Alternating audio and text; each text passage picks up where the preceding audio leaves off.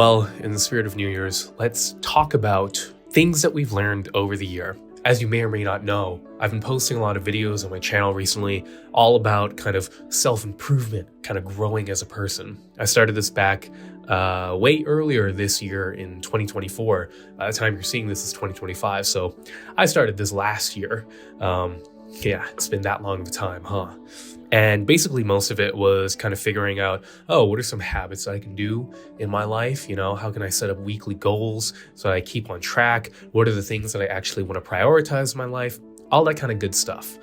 I spent a lot of time thinking, but I didn't actually spend a lot of time doing. And I think that was my biggest mistake that I made earlier in this year. One of the things that kind of woke me up to that was failing technically two, but one of my classes for my major requirement, which is physics. I failed my quantum mechanics class, 137B at Berkeley. If any of you out there have taken that class and have also failed it, don't worry. I failed that class, and I think my primary reason for failing it was that I focused too much on trying to conceptually understand what was happening, and I spent very little time trying to actually figure out how to solve problems. And I didn't really come to that conclusion until like a month or two ago. So even after failing that class, I didn't really come to the answer until I just reached out to the TA that was teaching my quantum mechanics class for the fall semester. And I asked him, like, is there anything that I can do? Like, can you help me out? Like, I already failed this class. And quite coldly at the time, this kind of rubbed me extremely in the wrong way when he said it to me, but he said, just do more problems. And he kind of put it in a curt kind of way to where he was like, well, you know, you're telling me that you were trying to focus on having an understanding of it, but I don't think you actually understood it if you couldn't solve the problems. And while I'm not entirely on his side when it comes to that, I do understand what he was trying to get at.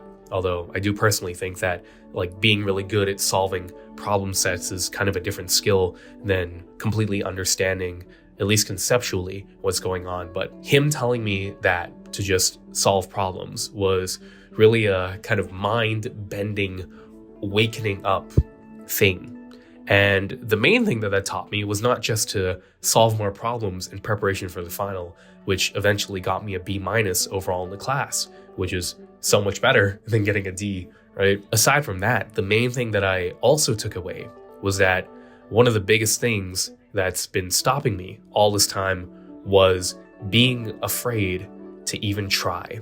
And I think the shortest summation of that is that I was pretty much just writing my own grave.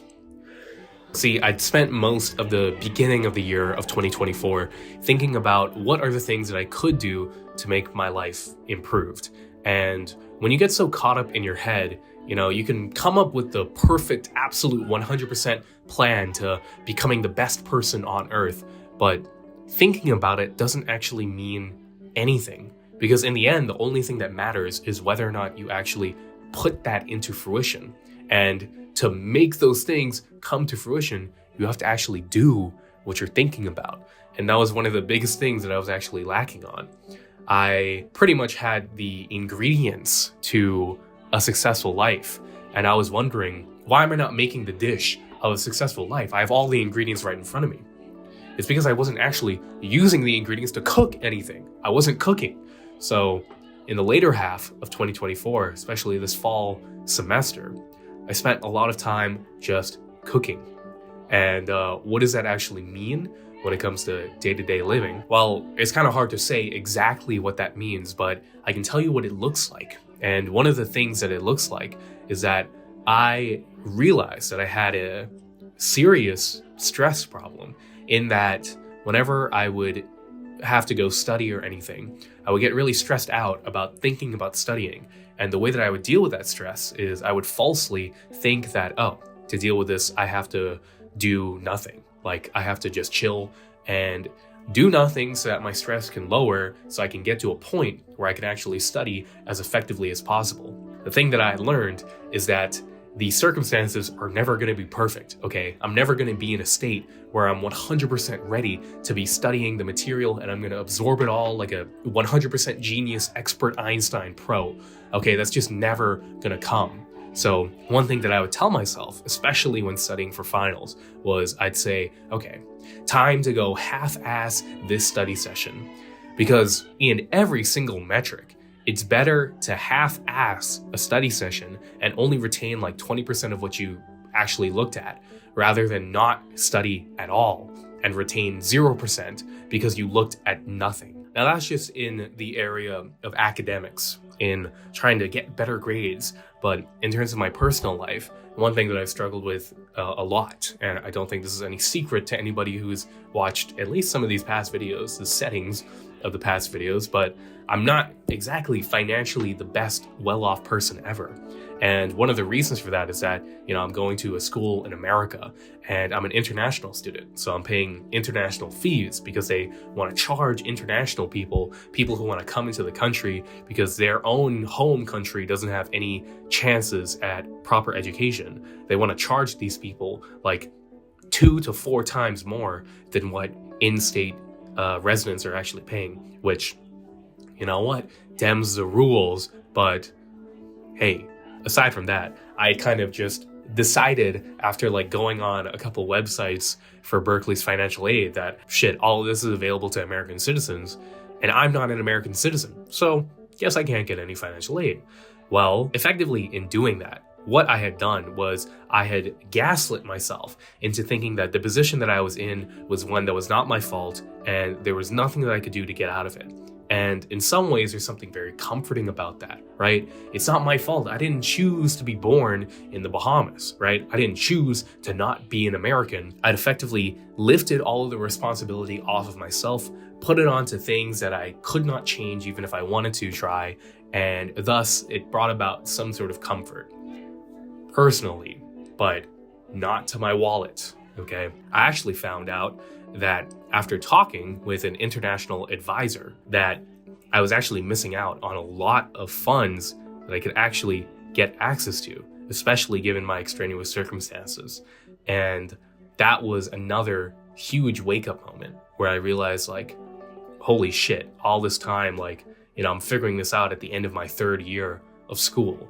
Like, if I had figured this out on my first year, I would have saved so much money, like, possibly like tens of thousands of dollars, like that much money that I just wasted because I'd effectively just written my own destiny of, oh shit, I guess I gotta pay a bunch of fucking money.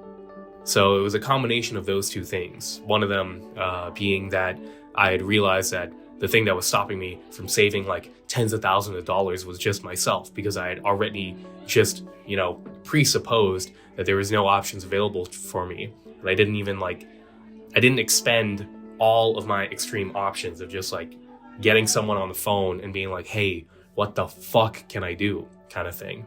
And 2, I didn't realize that one of the biggest things that was stopping me, at least in my academic life, and probably this will translate to all sorts of other areas of my life, was that I would write my own grave and not even start something because I deemed that if I'd started it, I wouldn't get it done to a perfect level. You hear that phrase a lot, the perfect is the enemy of the good.